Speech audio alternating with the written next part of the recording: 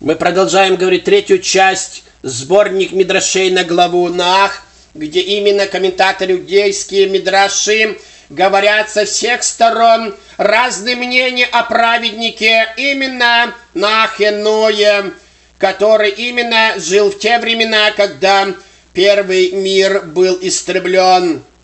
Итак, мы видим, что Новый Завет, также Коран, говорит именно и называет Ноаха Ноя праведником.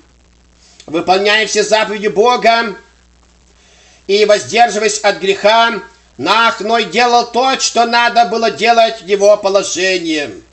За это Тора называет его цадиком, праведным человеком. Но однако, тем не менее, мудрецы Израиля критикуют его за то, что он не старался сделать больше, чем от него требовалось.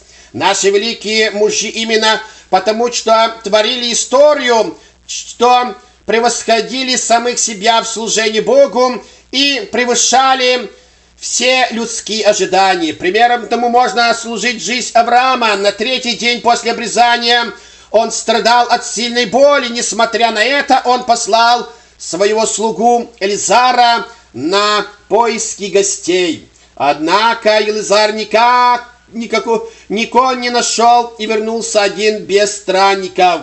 По обычным человеческим представлениям Авраам выполнил свою обязанность оказывать помощь приходящим мимо и имел право возвратиться в свой шатер. Но Авраам сделал больше, чем требовали нормы поведения. Вопреки боли он сел перед своим шатром, высматривая гостей. Возможность сделать добрые дела людям не всегда приходит сама по себе. Но Авраам приложил все усилия к тому, чтобы найти способ проявить гостеприимство. Таким образом, он изменил свою личность простого человека Авраама и поднялся на новую, более высокую ступень, стал Авраамом и, следовательно, превратил свою судьбу в новую, более великую. Господь открывает Ноаху, что скоро случится потоп, и велит ему построить ковчег. Ухо Ноя услышало слово Бога. Я решил уничтожить всех людей в наказание за 3 главные преступления, в которых они повинны.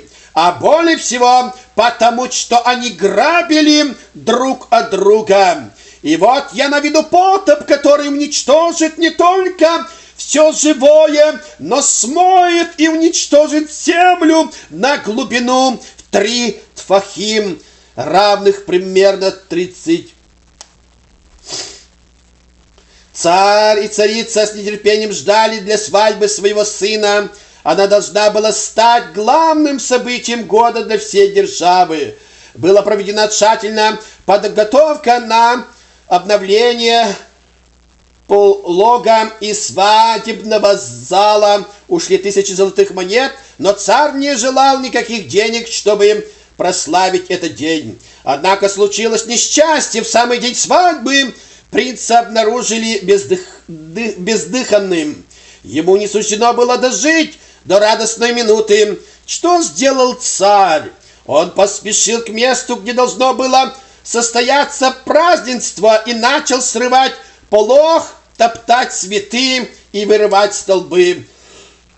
«Остановитесь!» — закричала царица и министры. «Мы вложили в эти приготовления 1000, но царь не останавливался. Зачем мне теперь все это, когда мой сын лежит мертвый?» Также собрался поступить и Бог. Он сказал: «Я сотворил совсем, что в нем есть ради человека. Если не станет людей, то зачем нужна земля? Пусть потоп, который уничтожит человеческий род, принесет также гибель животным и растениям, и даже смоет землю на 3 тфахимы в глубину». Затем Бог приказал Ною: «Сделай себе ковчег из дерева гофер, состоящий из 3 этажей, нижний для гадов земных, средний для животных, а верхний оставь для людей. Пусть он состоит из совершенно отделенных клетей. Бог объяснил Ною точную планировку ковчега, который тот должен был построить. Покрой ковчег изнутри и снаружи смолою, велел Бог Ноаху. Ступай на реку Пишон и возьми там драгоценный камень, освящать ковчег. Я хочу, чтобы ты знал, что потоп уничтожит всех тварей живых, но ты войдешь в ковчег и будешь жить в нем. Ты и твои сыновья, твоя жена и жены твоих сыновей. Услышал слова: ты спасешься в ковчеге. Ною следовало было молить Бога проявить милость и к остальному миру, но Ной пришел мимо этой возможности и не вступился за своих собратьев. Он не был похож на Моисея, которого услышал Бог, именно когда он взывал и ходатайствовал за народ. Мы читаем Исход 32:10. Поэтому праведники называют мудрецы именно Ноя, именно праведником, который в шубе, который именно, значит, греет себя одного, от шубы ему тепло. Но праведник тот, который именно делает костер, разжигает, он греет и других.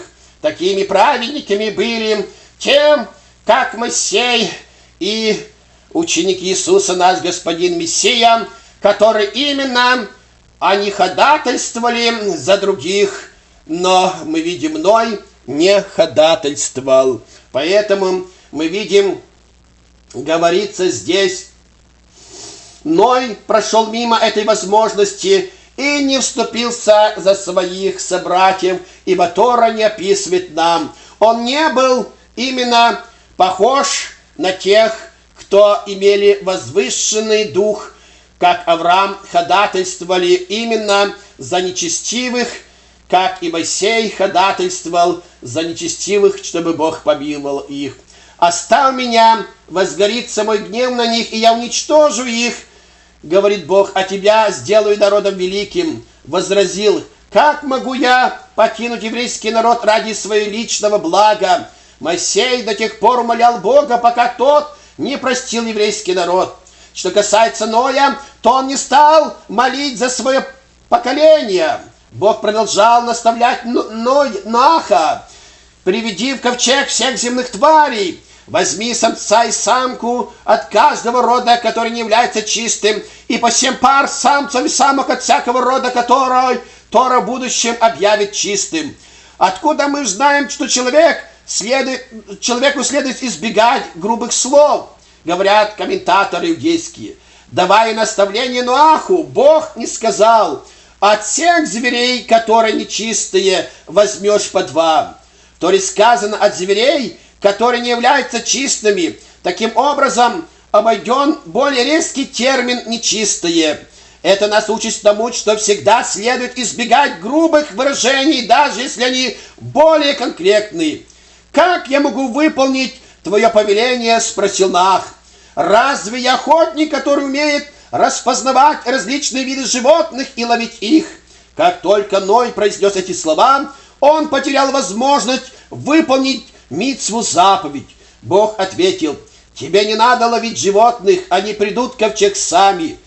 Ноаху было обещано: я заключу мой завет с тобой, чтобы не дать сгинуть припасам, которые ты взял в ковчег. Завет будет охранять тебя так, что нечестивцы из твоего поколения не смогут причинить тебе никакого вреда, несмотря на всю свою силу, и не смогут помешать тебе войти в ковчег. Ноах строит ковчег и собирает животных 120 лет. Потратил Ноах на сооружение ковчега. Бог поведал ему секрет, как вырастить лес таким образом, чтобы бревна получились той длины, которая требовалась для ковчега. Также Ноаху было сообщено, как надо заблаговременно посадить деревья, чтобы ровно через 120 лет они выросли до нужных размеров. Ноах посадил каждое дерево соответствующего времени так, что бревна получились необходимы для ковчега, размера их не пришлось укорачивать. Ноаху было велено самому посадить деревья для ковчега ибо святость ковчега была сравнима со святостью мишкана. Конечно же, Бог мог уберечь Ноаха более простым путем, нежели постройку ковчега. Например, он мог просто повелеть воде не трогать дом Ноаха. Почему же тогда он дал ему такое сложное задание соорудить ковчег? Потому что Бог избрал именно ковчег средством спасения Ноя от потопа. Было несколько причин. Первое. Сложные приготовления, необходимые для его сооружения, привлекли внимание всего света. Таким образом, его постройка явилась своего рода предупреждение поколению о том, что надо срочно исправить свои пути. Современники спрашивали Ноаха: «Зачем ты занимаешься сооружением ковчега?»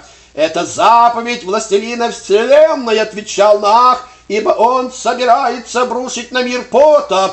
Ответом ему было проклятие. Если кто-нибудь и будет если когда-нибудь и будет потоп, то пусть он падет на твой собственный дом.